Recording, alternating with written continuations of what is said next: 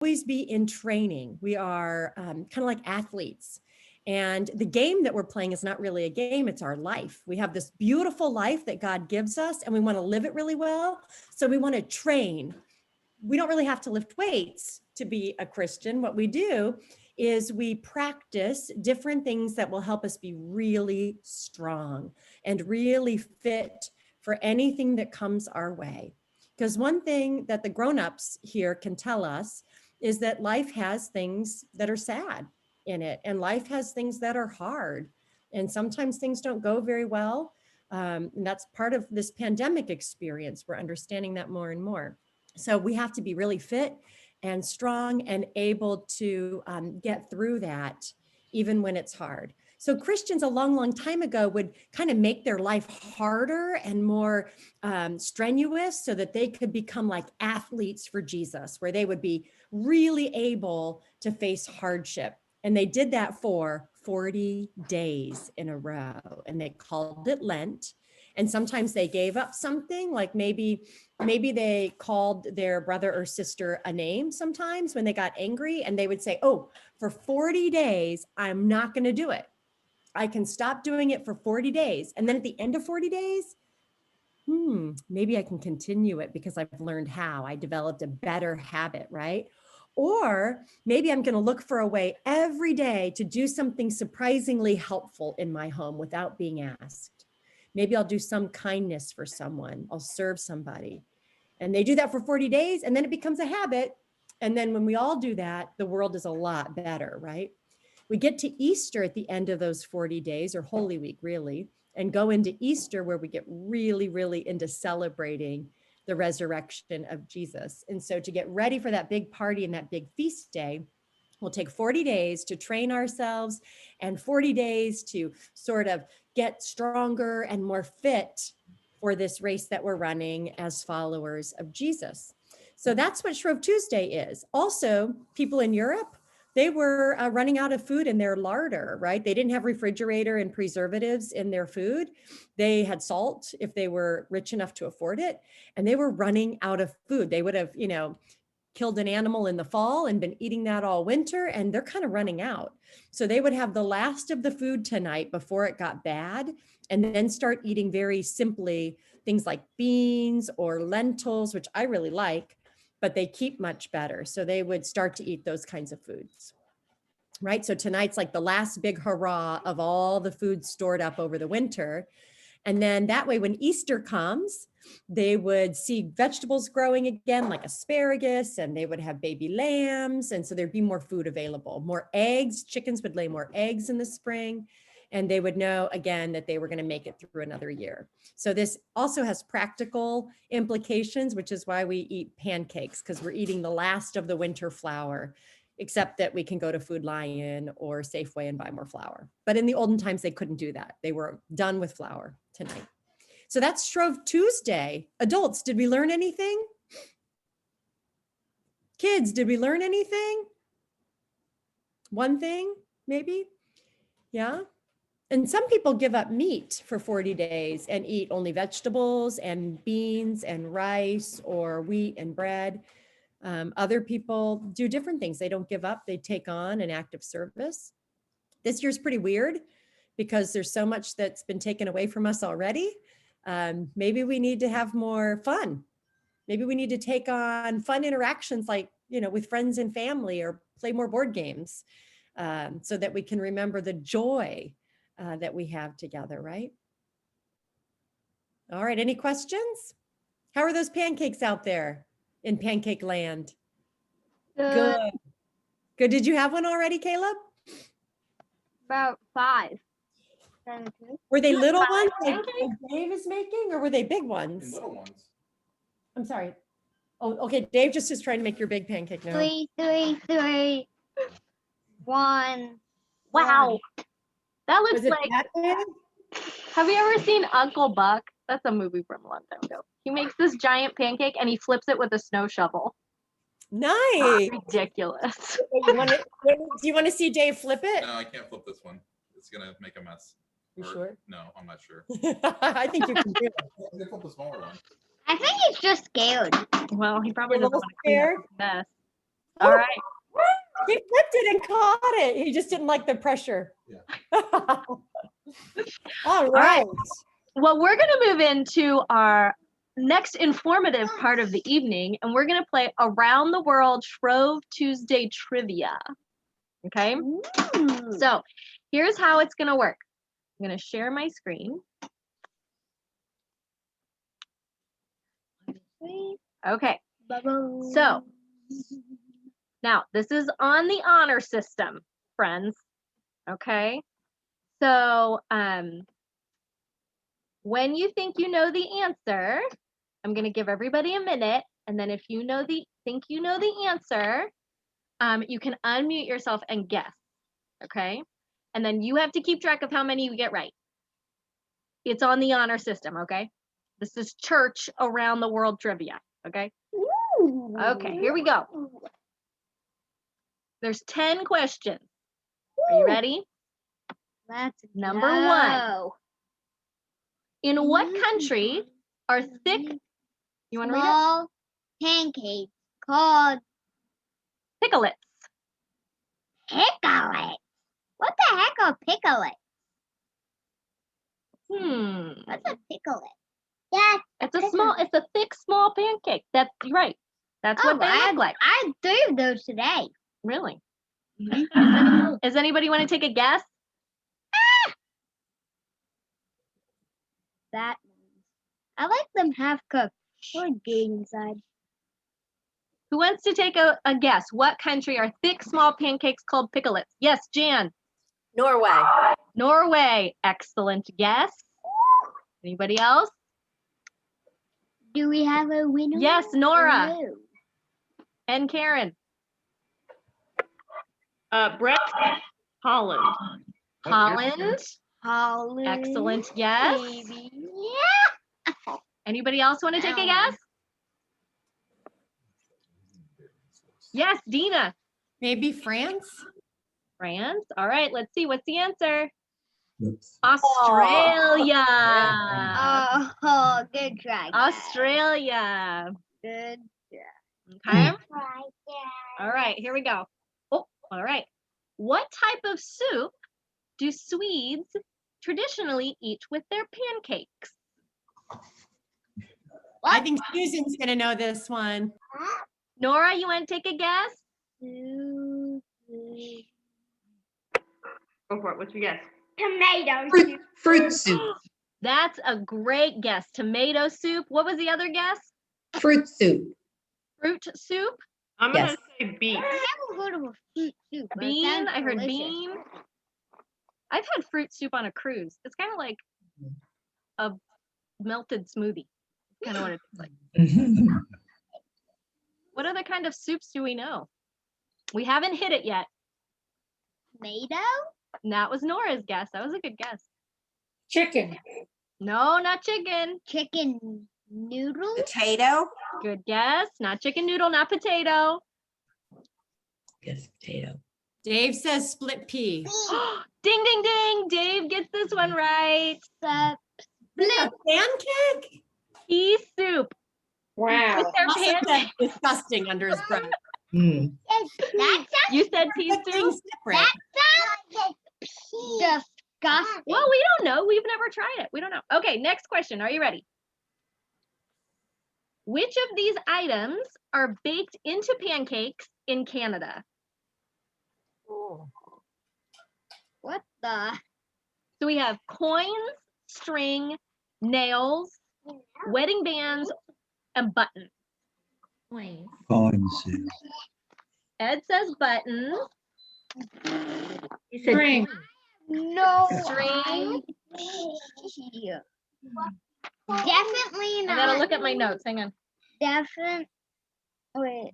Don't look at my notes. Yeah, okay. Okay. You know what it is? Yes, I know what it is. I wrote this. Okay.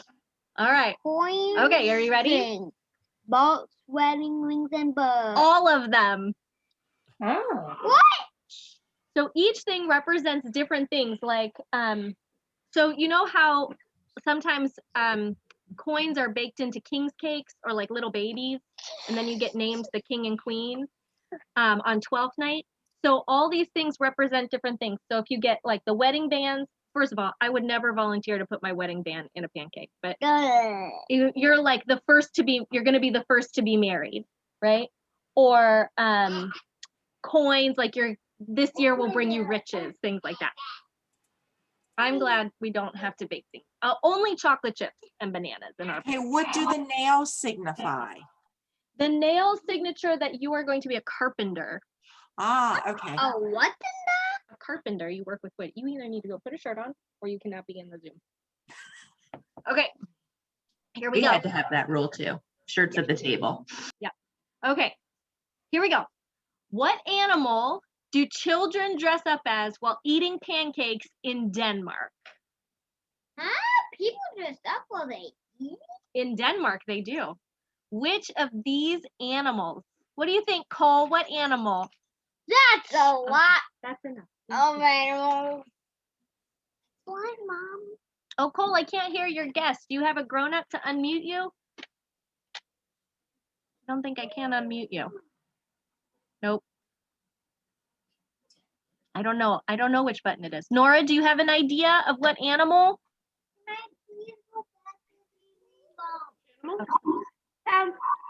Round. A whale. A whale's? That's an excellent guess. It's smaller than a whale. I'll give you that hint. Everything is smaller than a whale here. I have a shirt on. You do have a shirt on. You may sit with me. Cole, do you have a guess?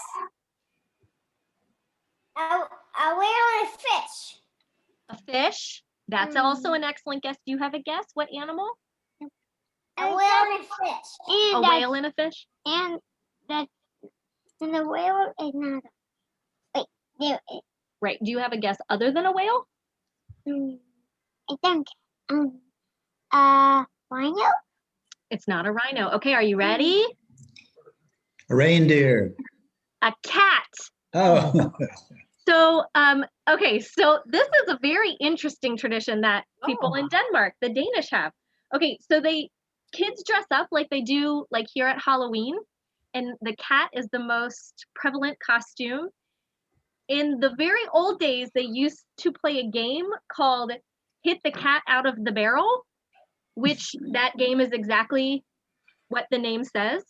But now it's they kind of are like piñatas. And then they're filled with candy, and most of them are in the shape of cats. Yeah. Who knew? Like that one, who knew? Okay, are you ready? Okay, question 5. How many meals do Lithuanians eat on Shrove Tuesday? It's more than one. I'll give you a hint. Okay, Dina says 10. Hold up how many fingers you think they eat. 10. What are some other guesses? 5, 5, 10, 1, 8, 8 or 9, 7, 6. Dave says 4, 4. 4 plus 4 is 8, right? 8. Okay. 12. Oh my. 12 Ah. meals on Shrove Tuesday. I thought it was 9. You said 9. They are not fooling around. I feel like you're kind of tricking us because you're like, hold up your fingers, and we would have needed toes. You're right. You're right. That's so true. Wow. I know. Well, you'd have to take your socks off. Okay, here we go. All right, question 6. What country calls the Thursday, now this is a little off, but the Thursday before Ash Wednesday, the day of the omelet?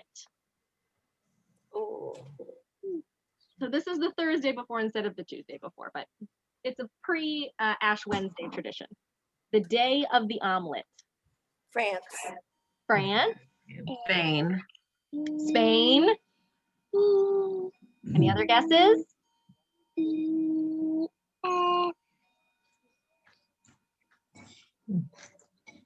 Okay, you ready? Spain. Very good, Jennifer. Dia de la tortilla. Day Did you know of that? the omelet. You knew it. Is that a fun fact that you knew?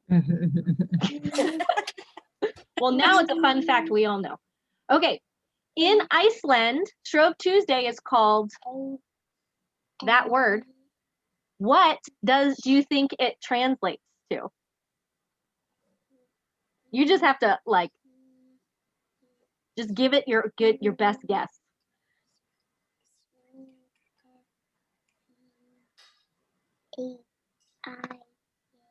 Yes, Dina.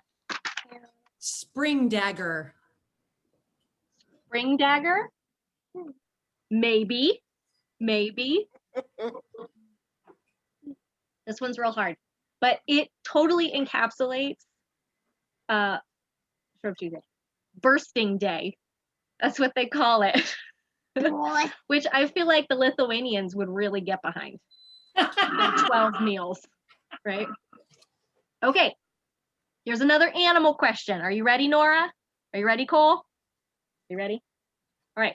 What animal is paraded through the streets of France on Shrove Tuesday? No, so it has to be a land animal because it walks through the streets. There's a hint. I understand a giraffe. A giraffe. That's a good guess. A bear? You get one guess. Oh, okay. Giraffe or bear. Very good. Cole? A kangaroo. Another excellent guess. Nora? And a giraffe. A giraffe. Nora, I couldn't hear you. Say it again. A giraffe. A giraffe. We're really getting behind that giraffe. It's a little shorter than a giraffe. Mom, we're not. It's an ox, which is the type of cow. I wanted, Mom. Mom, you didn't let me get. I was saying ox. An ox. That was your next guess? Yeah. Oh, don't look. Okay, I'm looking. don't look. What side dish is served with pancakes in Poland? Who's the speed reader? Jan, do you know this fact? Yes, What is it? everybody knows it. Herring. So which would you rather have, herring or pea soup with Pea your soup, pancakes? for sure. Pea soup. Okay, last question. Are you ready? This is a number question. It's too many for your fingers. So don't even try with your fingers. How many eggs are used on Shrove Tuesday in the UK? 20. It's more than 20. 100? That's a big number. Like a million. Do you want to change it to a million? Yeah. Okay. Is that more? That is more than 100. Dina? That 100 million. 100 million. It's even more than a million. 100. 100. 100 million. No, 100. 1. Nora. Okay, Nora's turn.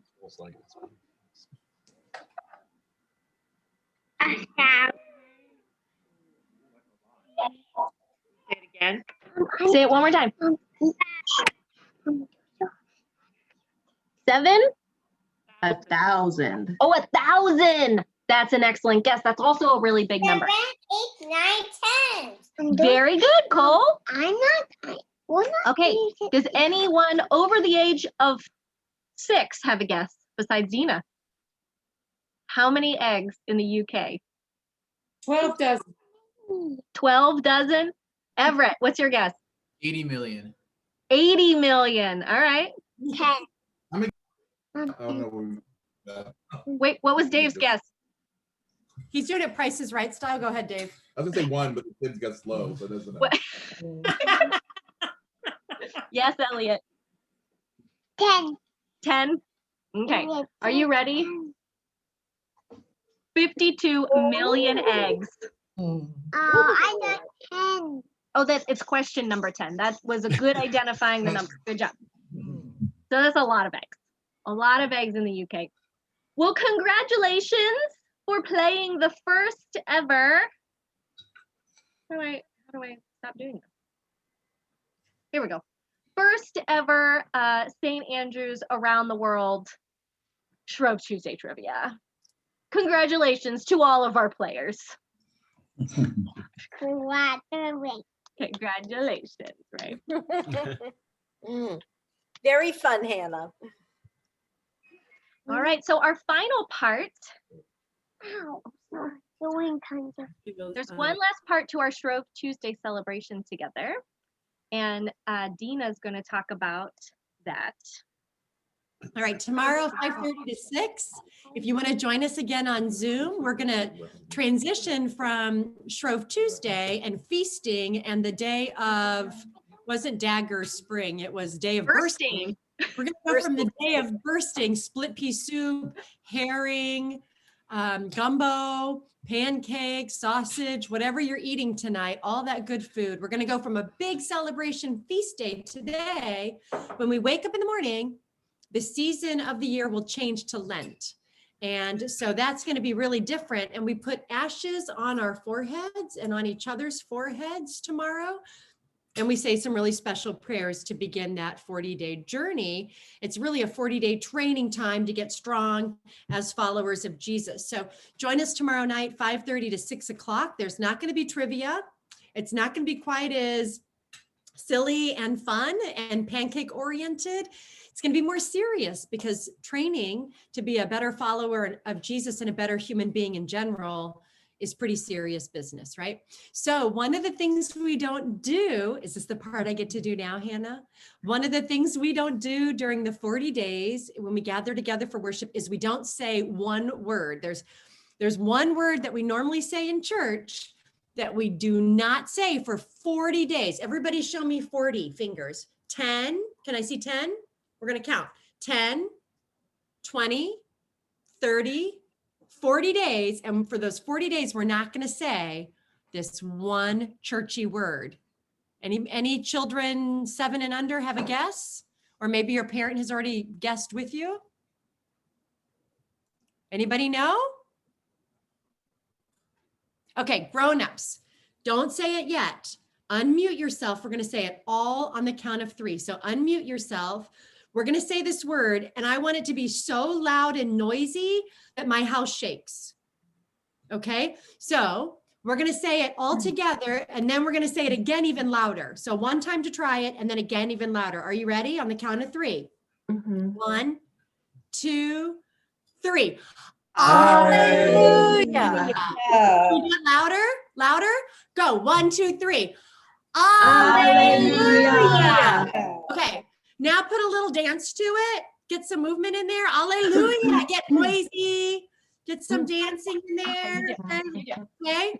I'm going to show you a box. And as we close the lid of the box, hang on, I need one more hand. I got it. Okay. I have this really pretty box, and it's really just a good excuse to show you my really pretty fancy box. It's a really pretty fancy box. It has some things inside, some treasures like a pillow and a harmonica. And we're going to put the Alleluias that we're saying very loudly in this box. Okay, I'm going to catch them off my computer. Okay, through the magic of Zoom. Can you see the box? So, Hannah, tell us how loud to be, or should I do it while I'm... Why don't you do it since you have control of the box? Yeah. So right now I want everybody to be as loud as we just were and keep saying Alleluia over and over again. But as my hand drops and the lid closes, we're going to get quieter and quieter. And then when it closes, we aren't going to say that word anymore until Easter Sunday. And then we'll open the box and we'll let the Alleluias out of our mouths and out into the world in celebration of Easter. Sound good? Do you think this is a safe box to put the Alleluias in? Does it look pretty safe? I think it'll keep it nice and safe, right? So let's get really loud and then watch my hand really loud. 1, 2, 3, go. Alleluia. Hallelujah. Hallelujah. Louder. Alleluia. Hallelujah.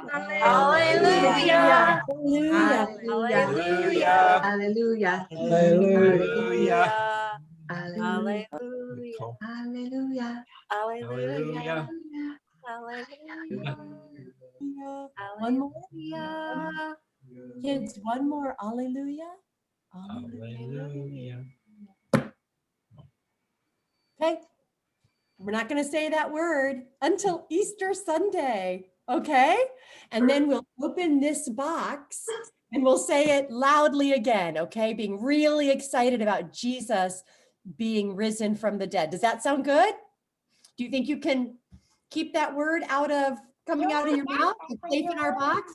So we're not going to say it anymore. All right. Tomorrow night, we'll talk about Ash Wednesday, and then we will have Ash Wednesday together. And, when we get together and we baptize babies and we get together and we have bread and wine, we do really special church things with regular stuff because you have water at home and maybe you have bread and wine at home. On Ash Wednesday, we use ashes at church, but I bet you can make ashes at home with grown-up help, or collect some ashes from your fireplace from burning some wood.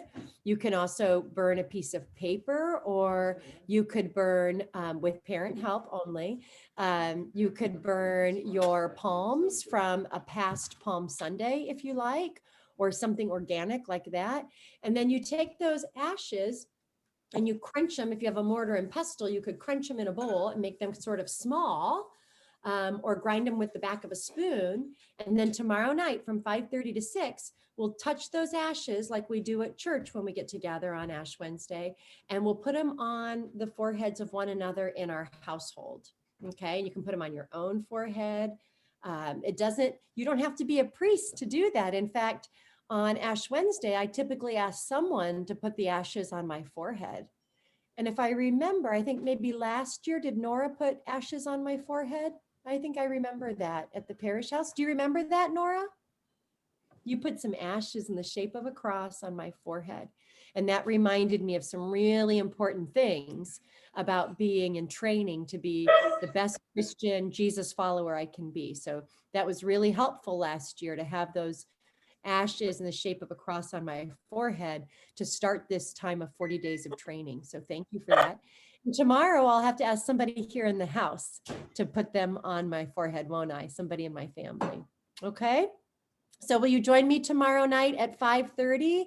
And we'll have an Ash Wednesday, family-friendly Ash Wednesday celebration. And it would be helpful to have some ashes. Or you could use water if you don't have any ashes around, or you could just make this sign with your finger if you wanted to. Okay. All right, my friends, dirt would also work, right? Dirt would work well. All right, so that would work. Whatever you have at home will be what we use tomorrow. All right. I'm going to go put this somewhere very, very safe because it needs to stay very, very safe until what day? When do we open it? Do any of our younger people remember? When do we open this box? Anyone? Go ahead, tell me. Go ahead, Nora. Go ahead, Cole, anyone? Easter Monday. Yes, Easter. Yep, there's a bunny, there's eggs, and this box is going to open. And all that we put inside, we can let it all out and sing that word together. I hope maybe even in person outside, God willing, and the scientific community agreeing that that's safe. Okay. All right, my friends, that's all I have. I hope to see some of you tomorrow, 8:30 a.m. for morning devotions. We'll start Lent and Ash Wednesday tomorrow at 8:30 on that new Zoom that's on our Facebook events page, or at 12 noon using our live streaming like we do on Sundays. So you can join us for that, or at 5:30 here on Zoom again with your family right at home. Okay. All right, friends. Thanks for sharing pancakes like visually with one another. Oh, wait, are there awards to be handed out? I feel like there's some You will watch your inbox for an award. I What we got going on here? I used the last of it. I'm trying to get a little. So it was really, did you have some? We used the last of it. It was very yummy. Oh, well. All right, friends. Well, thank you for coming to our Pancake-a-Palooza, and hopefully we will see you tomorrow for Ash Wednesday. Wait, bye. Bye, everyone. Bye-bye. Bye, Nora. Bye, Cole. Bye. Bye, Nora. So. Bye, Nora. Bye.